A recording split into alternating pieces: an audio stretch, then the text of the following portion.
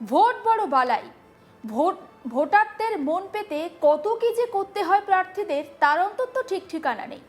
ভোটারদের বাড়ির বড়দের পায়ে হাত দিয়ে প্রণাম করা থেকে শুরু করে শিশুদের আদর করা, এমনকি হেসেলে ঢুকে রান্না করা, ভোটারদের চুল দাড়ি কেটে দেওয়া, এমনকি নির্মাণ শ্রমিকদের সাহায্য করা, মাঠে আলু চাষিদের সঙ্গে জনসংযোগ করে নিজের হাতে মাঠ থেকে আলু তোলা।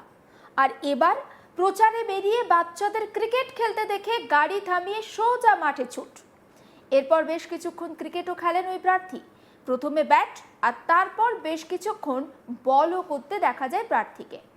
আমরা যার কথা বলছি তিনি ঝাড়গ্রামের গোপীবল্লভপুর বিধানসভা কেন্দ্রের তৃণমূল প্রার্থী অজিত মাহাতো। গোপীবল্লভপুর বিধানসভা কেন্দ্রে তৃণমূল কংগ্রেস প্রার্থী অজিত মাহাতো সরডিহা অঞ্চলে প্রচার সেরে বাড়ি ফিরছিলেন। আর সেই সময় গজাশিবুল এলাকায় হঠাৎই তার চোখে পড়ে কয়েকজন বাচ্চা মাঠে ক্রিকেট খেলছে। আর সেই দৃশ্য দেখে গাড়ি থামিয়ে তিনি একেবারে সরাসরি মাঠের দিকে ছুটে যান। শিশুদের খেলা দেখে নিজেকে আর আটকাতে পারলেন না প্রার্থী। শটান মাঠে নেমে ব্যাট হাতে তুলে নিয়ে তাদের সঙ্গে জমিয়ে ক্রিকেট খেললেন। কিছুক্ষণ ব্যাটিংয়ের পাশাপাশি বলও করলেন। আর যা দেখে বাচ্চাদের উৎসাহ আরও বেড়ে যায়। এ বিষয়ে তিনি বলেন, খেলা দেখে ছোটবেলার কথা মনে পড়ে গেল, তাই আর নিজেকে সামলাতে পারিনি, একটু ক্রিকেট খেলে নিলাম। তিনি আরও জানান, ছোটবেলায় প্রায় প্রত্যেক দিনই তিনি মাঠে যেতেন। ঝাড়গ্রাম স্টেডিয়ামের পাশেই তার বাড়ি হওয়ার কারণে খেলাধুলার সঙ্গে তার গভীর সম্পর্ক।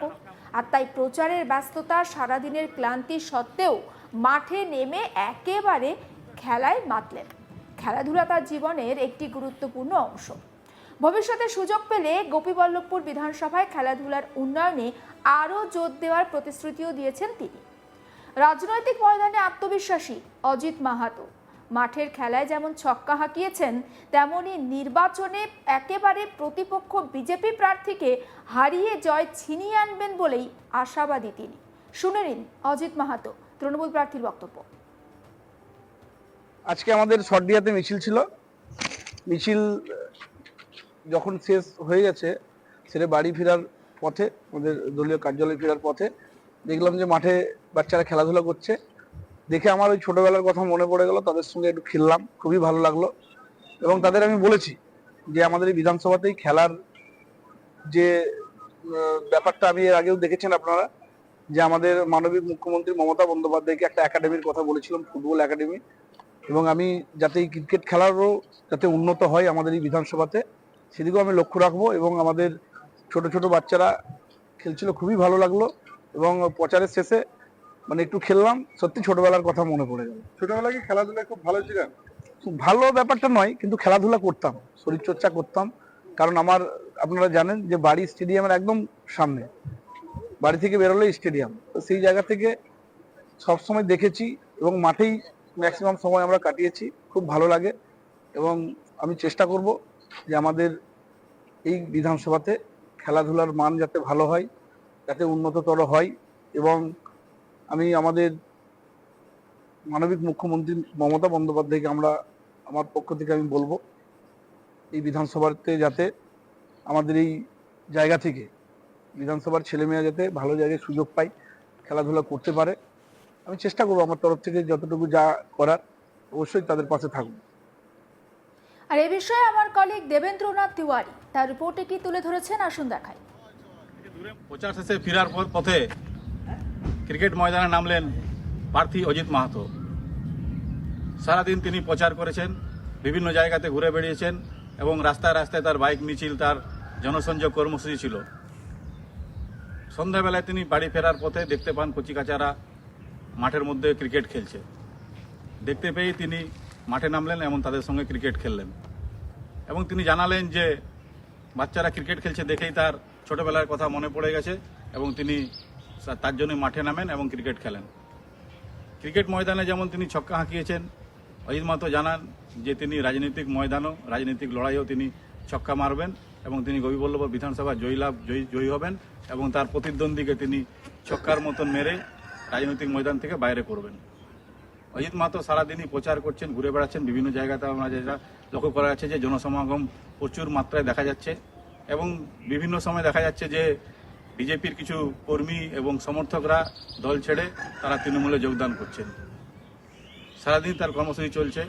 4টি বিধানসভা কেন্দ্রে যেভাবে জোর প্রতিদ্বন্দ্বিতা চলছে বিজেপি এবং তৃণমূলের মধ্যে, 4টি বিধানসভা কেন্দ্রেই কিন্তু দুজনেই উভয় পক্ষই কিন্তু তৃণমূল এবং বিজেপি জোরদার প্রচার চালাচ্ছেন। সেক্ষেত্রে দেখা যাচ্ছে যে গৈবল্লভপুর বিধানসভা ক্ষেত্রে বিজেপির প্রার্থীর তুলনায় কিন্তু তৃণমূলের প্রার্থী অজিত মাহাতো অনেকটাই এগিয়ে। তিনি তার প্রচারে অভিনবত্ব আনছেন। বিভিন্ন সময় দেখা যাচ্ছে যে তিনি গ্রামে গঞ্জে যখনই যাচ্ছেন তখনই তাকে ঘিরে মানুষ উৎসাহ এবং তাকে বরণ করছেন। প্রদীপ জ্বালিয়ে, মালা পরিয়ে, উলুধ্বনি দিয়ে তাকে বরণ করা হচ্ছে এবং তার প্রচারে অভিনব দেখা যাচ্ছে এবং তার প্রচারকে ঘিরে ব্যাপক মানুষের সাড়া দেখা যাচ্ছে।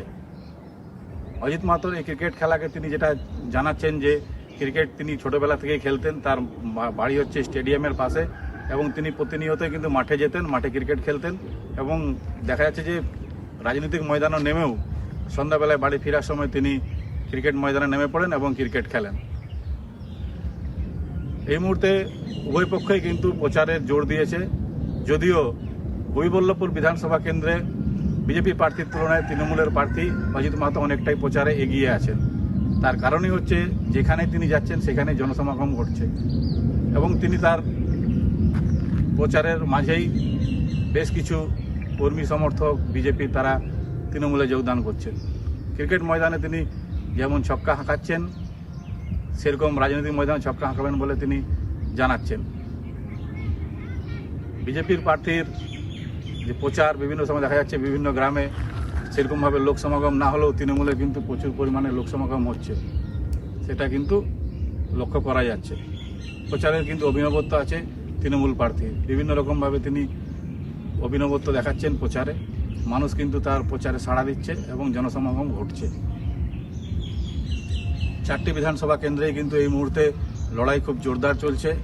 হেভিওয়েট নেতারাও কিন্তু ঝাড়গ্রামে এই মুহূর্তে আসছেন বিজেপির পক্ষ থেকে এবং তৃণমূলের পক্ষ থেকে হেভিওয়েট নেতারা ময়দানে নেমেছেন। গতবার যেখানে হাড্ডাহাড্ডি লড়াই করে তৃণমূল জিতেছিল বিধানসভা, সেখানে কিন্তু দেখা যাচ্ছে এইবার তৃণমূলের প্রার্থী অনেকটাই প্রচারে এগিয়ে এবং তিনি তার জয়ের বিষয়ে নিশ্চিত। সব মিলিয়ে এবার বিধানসভা লড়াই খুব জোর কদমেই চলছে। 4টি বিধানসভা কেন্দ্রে কিন্তু বিজেপি এবং তৃণমূলেরই কিন্তু প্রতিদ্বন্দ্বিতা চলছে। তারা একে অপরকে হারানোর যথেষ্ট চেষ্টা করছেন এবং তারা বিভিন্নভাবে প্রচার করছেন। প্রচার ময়দানে কিন্তু এই মুহূর্তে দেখা যাচ্ছে গৈবল্লভপুর, বিশেষ করে গৈবল্লভ বিধানসভায় তৃণমূল প্রচারে এগিয়ে আছে।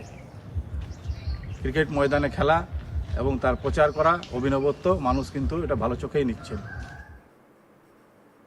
সমস্ত খবরের আপডেট পৌঁছে দেবো আপনাদের কাছে। অবশ্যই নজর থাকুক আজ তাক বাংলায়। সাবস্ক্রাইব করতে ভুলবেন না।